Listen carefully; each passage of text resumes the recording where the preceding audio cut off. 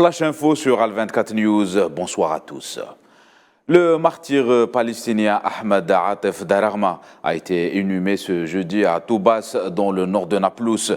Ce jeune Palestinien de 23 ans est tombé en martyr la nuit dernière sous les balles des forces sionistes lors d'un assaut sur la ville de Naplouse, ce qui a élevé le nombre de martyrs à 221 depuis le début de l'année 2022.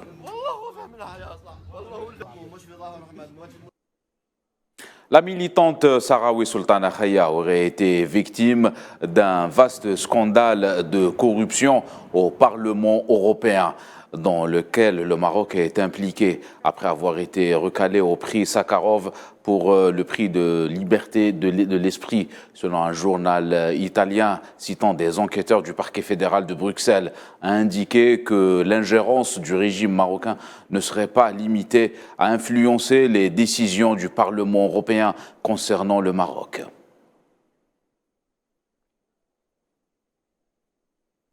Le président chilien Gabriel Boric annonce l'ouverture d'une ambassade chilienne en Palestine. Pendant son mandat, le président chilien a déclaré en marge de cette décision, je cite, que la Palestine est un peuple qui existe, qui résiste, qui a une histoire. Fin de citation.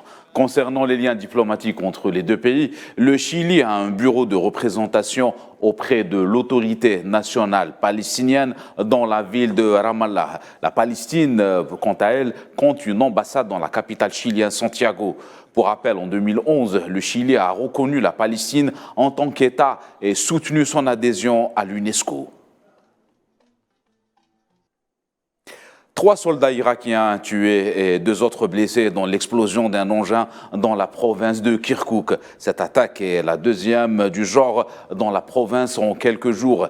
8 policiers fédéraux, dont un officier, ont été tués dimanche dernier par des engins explosifs lors du passage de leur patrouille au sud-ouest de Kirkouk.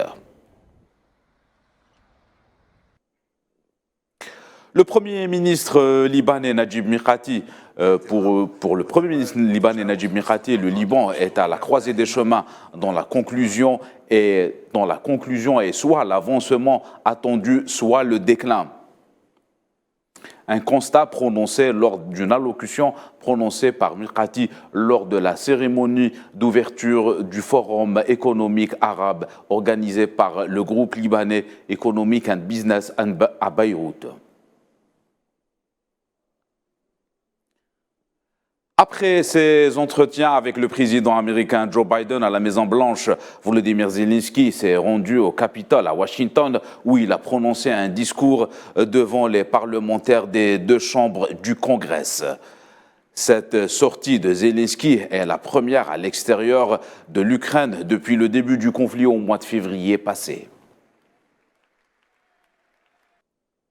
Conflit en Ukraine toujours, Washington compte fournir à Kiev le système de défense antiaérienne, un système capable d'abattre des missiles de croisière, des missiles balistiques de courte portée et des avions à une attitude nettement supérieure à celle des systèmes de défense qui avaient été fournis jusqu'à présent à Kiev.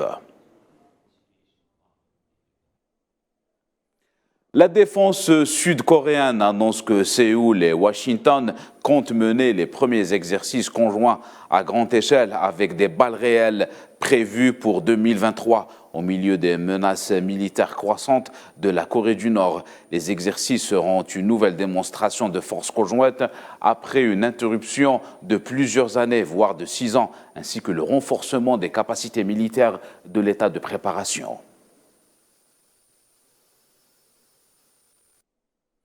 On reste dans la région. Selon Taïwan, l'armée chinoise a envoyé 39 avions et 3 navires de guerre vers Taïwan lors d'une démonstration de force de 24 heures.